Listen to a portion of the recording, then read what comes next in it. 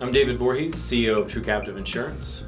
Adam Berkowitz, founder and president of Simpara, and we're going to tell a story today. We are? Yes. Okay. Yes, our story about the first time in 5 years that in a sales opportunity, I brought in a partner, this guy, to help bring the sales over the line.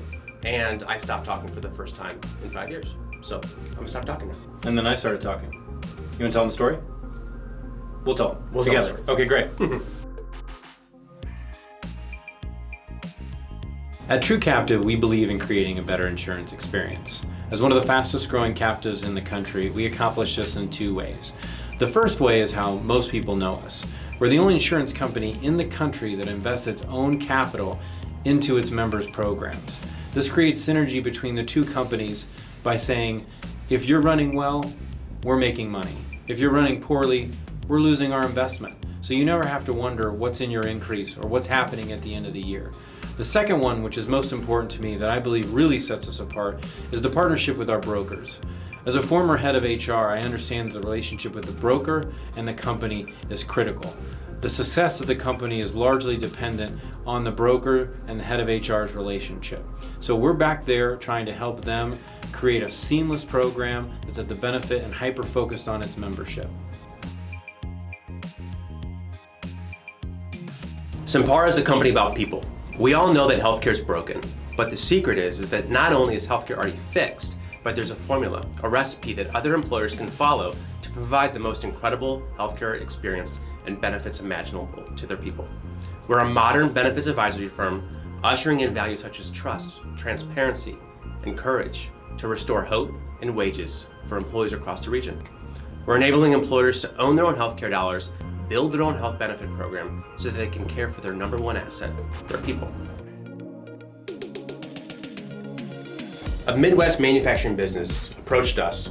They heard the pitch. They liked what we were saying, and we were at the point of the sales process where they wanted numbers. Give us a proposal, right?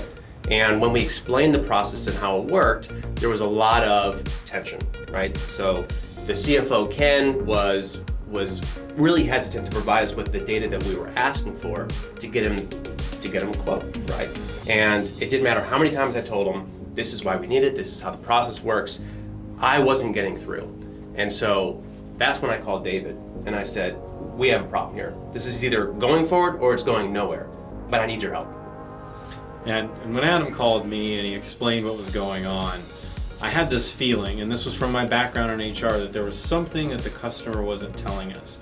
Maybe before they had been burnt, maybe there was a lack of trust, something wasn't there. And I said, Adam, before we give them numbers, we need to ask that question. I'd love to get on the call and ask that question. I'd say, hey Ken, what's going on? It seems like there's resistance or hesitancy to participate in this process. Because at the end of the day, the process was what was going to tell him if this was a good opportunity or not. Right. If his current plan was good, if his current plan could be better. Sure. But to me, it all started with, tell me a little bit about why you're hesitant. I feel like something's there. And if I remember correctly, that was almost like an aha moment. The minute I said that, his whole demeanor changed. He started talking to us a little bit more about their program, what they were looking for. That's right. And I remember it was the moment where you described your investment, right? That as an insurance company, you're going to put your own money into their plan. And if the plan doesn't work, right, that was the big fear, this doesn't work, you lose more money than them.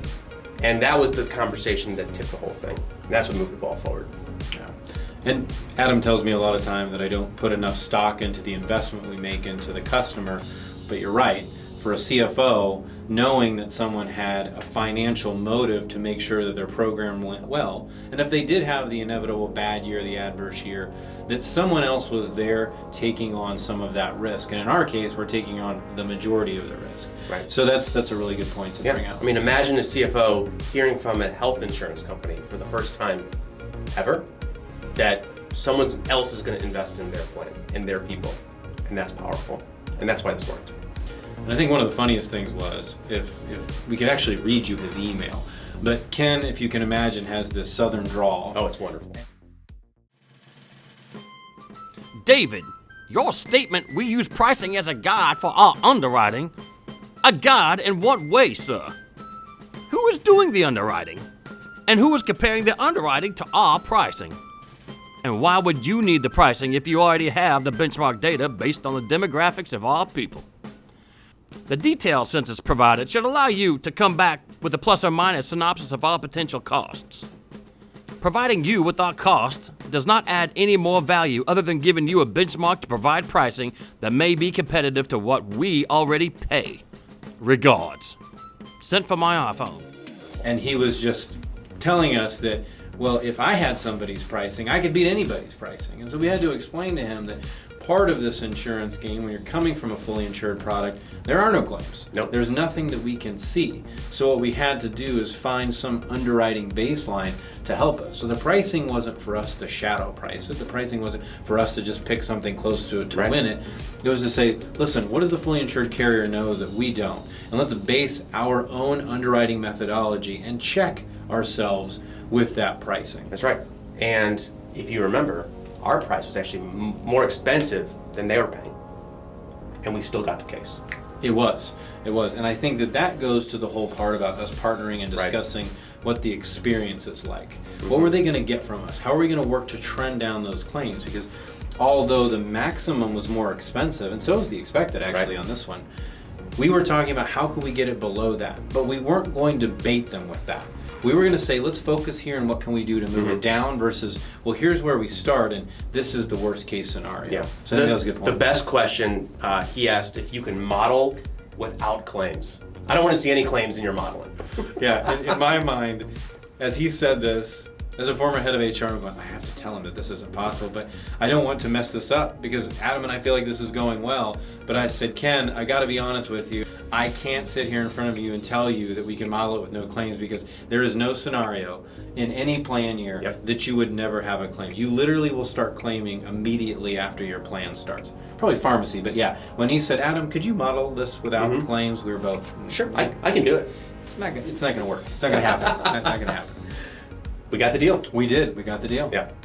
And then I believe you said that he called afterwards. Right. And had made a comment about the question that I asked. That's right. He said, you were asking me about trust, and you were asking me about, do we have a problem with our broker in the past that we didn't like this insurance process? And you said, that's not at all what this was about. I just need to deeply understand what we're talking about in order to make an informed decision. And that was pretty powerful. Yeah, and I think that's a critical part. Like anytime you're in sales, anytime you're in some sort of business where someone is buying and selling, we get caught up in thinking and deciding for the customer Yep. and then trying to provide a solution for whatever we said. That's why that person is there. And although the question that I asked about what's preventing you from moving forward, my thought was you've been burned in the past. His answer was, Hadn't been burned in the past. Right. I just need to understand what we're doing here. Right. Right. I've never heard about self-insuring before. This is the first time anyone's ever explained self-funding our health plan. ask a question, let them answer, and then listen. You know, there's a saying that goes, never tell what you can ask. This is one of those perfect examples of, Right. we could have talked, we like talking, right? We're talking now. But we asked the question and we let him answer. And ultimately, we won a prospect, Yep. a prospect that we didn't think we were going to win, with a price that was higher Right. than what he saw on a spreadsheet. Altogether, a pretty good win. Boom. Boom. So at the end of the day, if we didn't bring in David and True Captive, you know, there's no doubt in my mind this opportunity was dead. And I'm happy that you did, because with Adam's trust, our goal was to help him win the deal. And correct me if I'm wrong, I think one of the hesitancies about bringing in a vendor or a partner into this is their focus may not be aligned on helping you, it may be advancing their own agenda. That's right. It's about their company, their product.